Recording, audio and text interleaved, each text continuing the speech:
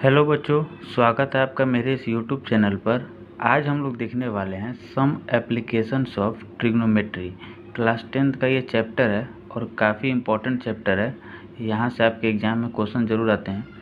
तो इसमें बच्चों सबको काफ़ी दिक्कत होती है कि कॉन्सेप्ट उनका क्लियर नहीं होता है। यानी हॉरिजॉन्टल लाइन क्या है, लाइन ऑफ साइट क्या होता है, एंगल ऑफ एलिवेशन और एंगल ऑफ डिप्रेशन। तो सबसे पहले हम लोगों को ये 4 चीज़ जानना होगा कि आखिर ये इसका कॉन्सेप्ट क्या है, ये क्या होते हैं 4 चीज़। उसके बाद ही हम लोग क्वेश्चन को सॉल्व कर पाएंगे। तो चलिए शुरू करते हैं। अगर इससे पहले आप चैनल पर नए हैं तो चैनल को सब्सक्राइब कर दीजिए, तो इससे मुझे काफ़ी मोटिवेशन मिलती है। इसलिए आप चैनल को सब्सक्राइब कर दीजिए, ऐसे ही वीडियो मैं लेकर आता रहूँगा। तो चलिए शुरू करते हैं और वीडियो को पूरा देखिएगा तो ही आपको समझ में आएगा। तो चलिए, हॉरिजॉन्टल लाइन और लाइन ऑफ साइट, एक एग्जांपल लेते हैं। मान लीजिए कि ये एक बिल्डिंग है, ठीक है, और आप अभी यहाँ पर खड़े हैं, ठीक है। ये एक बिल्डिंग है और आप अभी यहाँ पर खड़े हैं और आप जो है इस बिल्डिंग के छत को देखना चाहते हैं, या फिर मान लीजिए यहाँ पर कोई व्यक्ति बैठा हुआ है या खड़ा है और आप इसको देखना चाहते हैं। तो जब आप इसको देखने की कोशिश कीजिएगा तो आपके आँख से एक रे निकलेगी। क्या निकलेगी? आपके आँख से एक रे निकलेगी। ये रे कैसी बनेगी? तो एक इमेजिनरी लाइन होगी जो कि आपको दिखेगी नहीं, पर एक रे निकलेगी आपके आँख से और ये एक लाइन बनाएगी, ठीक है। ये जो आपके आँख से एक रे निकलेगी, ये एक लाइन बनाएगी और इसी लाइन को हम लोग बोलेंगे लाइन ऑफ साइट, ठीक है। तो लाइन ऑफ साइट क्या होता है, समझ में आया? यानी जो ऑब्जर्वर है और जो ऑब्जेक्ट है वहाँ से बीच की दूरी, यानी जो लाइन जोड़ती है इन दोनों को, उसको ही हम लोग बोलते हैं लाइन ऑफ साइट। तो ये चीज़ समझ में आया।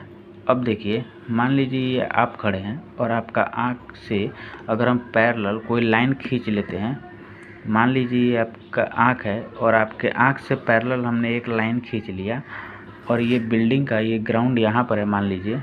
तो आपके आँख से पैरेलल जब भी हम कोई लाइन खींचेंगे तो वो लाइन हमारे लिए क्या बन जाता है? हॉरिजॉन्टल बन जाता है। क्या बन जाता है?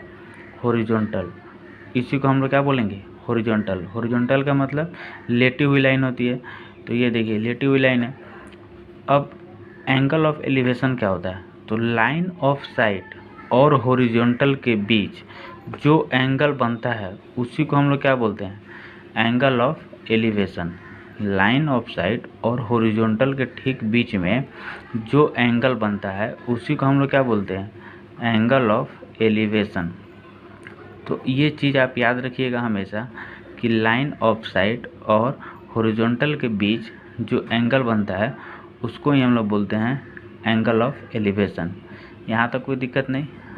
अब आते हैं दूसरे एग्जाम्पल पे। मान लीजिए कि अभी ये एक बिल्डिंग है, ठीक है। मान लेते हैं कि ये एक बिल्डिंग है हमारा और इस बिल्डिंग पर अब उस समय आप बिल्डिंग के छत को देखना चाहते थे, लेकिन अभी जो है आप बिल्डिंग के छत पर हैं, ठीक है। और आप यहाँ पर मान लीजिए आपका कोई दोस्त है जो नीचे खड़ा है और आप इसको देखना चाहते हैं। तो जब भी आप इसको देखना चाहिएगा तो आपके अपने गर्दन को नीचे करना पड़ेगा, ठीक है। तो जब आप नीचे कीजिएगा तो आपके आँख से एक रे निकलेगी जो कि यहाँ तक एक इमेजिनरी लाइन बनाएगी, ठीक है। तो इसी लाइन को हम लोग क्या बोलते हैं? हम लोग इसको बोलते हैं लाइन ऑफ साइट। जो ऑब्जर्वर से ऑब्जेक्ट के बीच की दूरी होती है और जो लाइन उसको जोड़ती है उसी को हम लोग क्या बोलते हैं? Line of site. तो ये तो हो गया हमारा लाइन ऑफ साइट, ठीक है। अब आँख से पैरेलल एक जब हम लाइन खींचेंगे तो वो हमारा क्या हो जाएगा? Horizontal line. यानी ये आप हैं और आपका आँख है यहाँ पर, तो आपके आँख से जब हम पैरेलल कोई लाइन खींचेंगे तो ये हमारे लिए क्या बन जाएगा? हॉरिजॉन्टल लाइन बन जाएगा।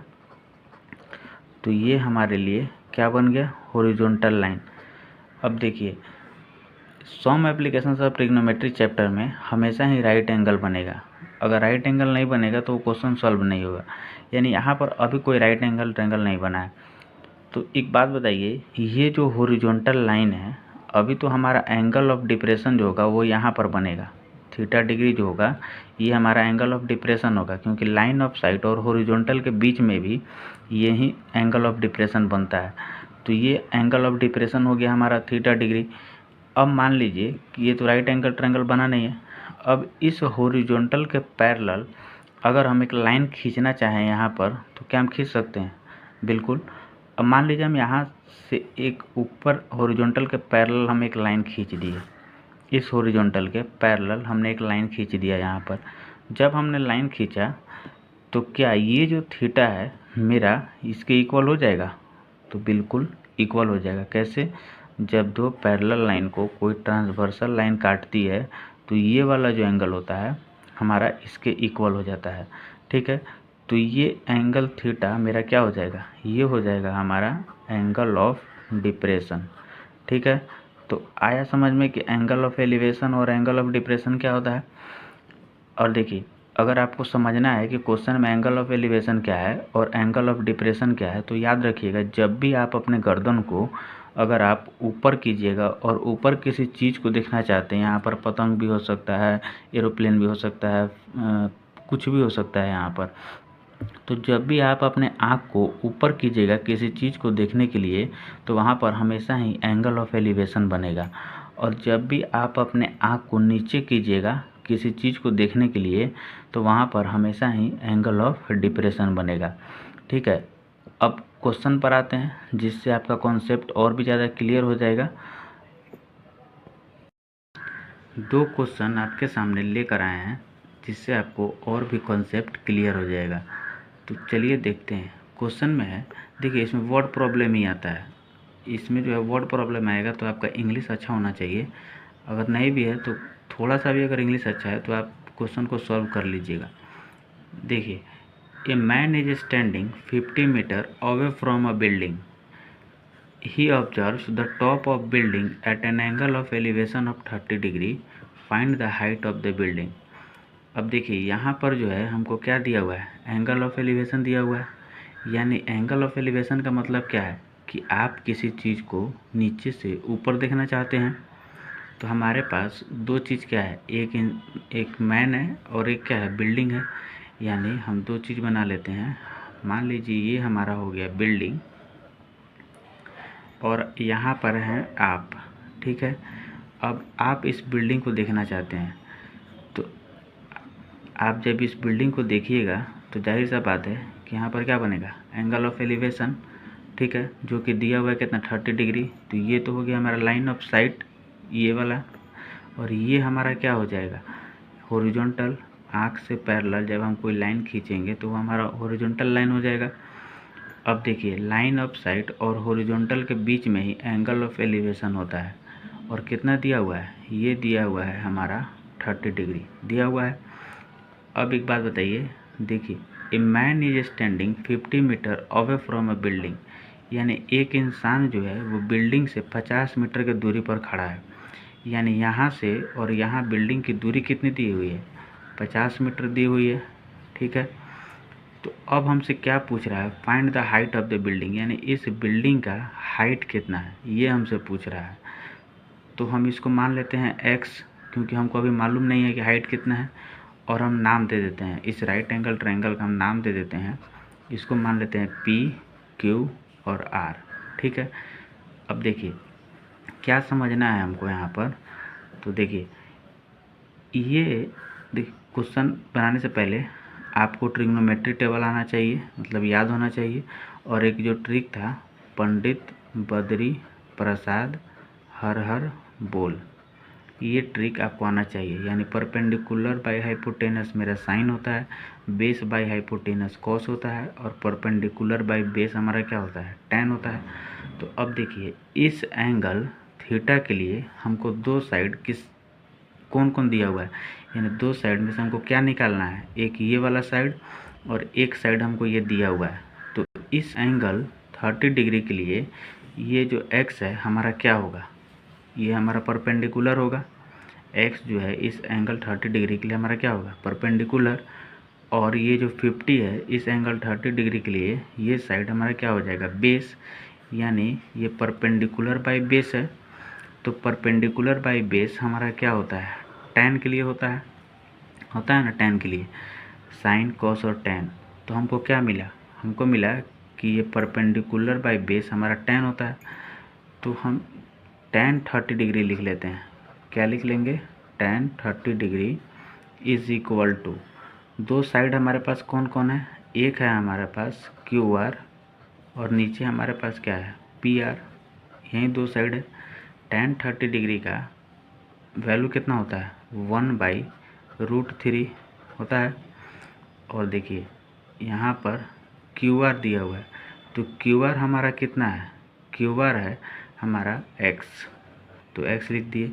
और PR हमारा कितना है, 50। ठीक है। अब देखिए जब हम क्रॉस मल्टीप्लाई करेंगे, यहाँ पर क्रॉस मल्टीप्लाई, तो हमारा यहाँ पर क्या हो जाएगा, x इंटू √3 और इक्वल टू हमारा हो जाएगा 50 इंटू 1 यानी केवल 50। और जब हमको x का मान निकालना है तो x is equal to 50/√3, multiply में है आके डिवाइड हो जाएगा। अब हम चाहें तो रेशनलाइज कर सकते हैं, यहाँ से ऊपर चला जाएगा √3 और नीचे भी मल्टीप्लाई हो जाएगा √3, तो यहाँ पर आ जाएगा 50 √3/3 हो गया। अब जब आप इसको सॉल्व कीजिएगा तो आपका आंसर आएगा 28 पॉइंट समथिंग, आपका आंसर आ जाएगा। ठीक है। तो देखिए मेन जो समझना था आपको, यही समझना था कि फिगर कैसे बनाते हैं और फिगर बनाने के बाद कौन सा इसमें जो है ट्रिग्नोमेट्रिक रेशियो लग सकता है, और साथ में आपको ट्रिग्नोमेट्रिक टेबल का फॉर्मूला याद होना चाहिए। अगर फॉर्मूला याद नहीं है तो आप मेरे चैनल पर जाकर देख लीजिएगा, वहाँ पर एक बहुत ही अच्छा वीडियो डाले हुए हैं इस ट्रिग्नोमेट्रिक टेबल को याद करने के लिए, तो आप उसको भी जाकर देख सकते हैं। तो ये था हमारा पहला क्वेश्चन एंगल ऑफ एलिवेशन से रिलेटेड। अब आएंगे हम लोग एंगल ऑफ डिप्रेशन से रिलेटेड एक क्वेश्चन देखेंगे, फिर आपका कॉन्सेप्ट और भी क्लियर हो जाएगा। आइए सेकंड नंबर क्वेश्चन पर देखते हैं। क्वेश्चन है, from the top of tower 60 metre high the angle of depression of a car on the ground is 30 degree, find the distance of the car from the base of the tower. देखिए question कैसे बना सकते हैं, तो आपको यहाँ पर एक हिंट दिखेगा, क्या, the angle of depression. Angle of depression दिख गया, यानी आपको इससे पता चल जाना चाहिए कि जो हमारा ऑब्जर्वर है वो हमारा ऊपर है और वो किसी चीज़ को नीचे देखना चाहता है। तो दो चीज़ हमारे पास क्या है, एक टावर है और एक कार है। यानी हम एक टावर बना लेते हैं सबसे पहले।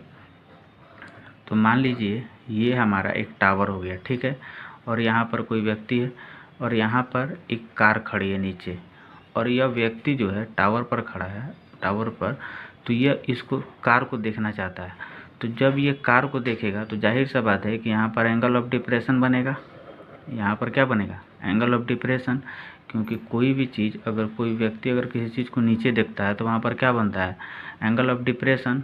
तो ये लाइन हमारे लिए क्या हो जाएगी, लाइन ऑफ साइट, और यहाँ पर आँख से पैरेलल हमारे लिए एक पैरेलल लाइन बनेगी, तो वो हमारे लिए क्या हो जाएगी, हॉरिजॉन्टल। और इस लाइन ऑफ साइट और हॉरिजॉन्टल के ठीक बीच में ही हमारा क्या बनता है, एंगल ऑफ एलिवेशन या एंगल ऑफ डिप्रेशन। तो यहाँ पर हमारा जो है एंगल ऑफ डिप्रेशन कितना दिया हुआ है, 30 डिग्री। तो क्या हम इस हॉरिजॉन्टल के पैरेलल एक नीचे लाइन खींच सकते हैं, तो बिल्कुल हम यहाँ पर एक पैरेलल लाइन खींच दिए। ठीक है। अब जब दो पैरेलल लाइन को एक ट्रांसवर्सल लाइन काटेगी तो इसलिए ये एंगल जो होगा हमारा इसके इक्वल हो जाएगा, यानी यहाँ पर भी ये 30 डिग्री हो जाएगा हमारा। तो एंगल ऑफ डिप्रेशन मेरा कितना हो गया, 30 डिग्री। अब ये हमारा राइट एंगल ट्रायंगल बन गया, इसका नाम दे देते हैं ABC।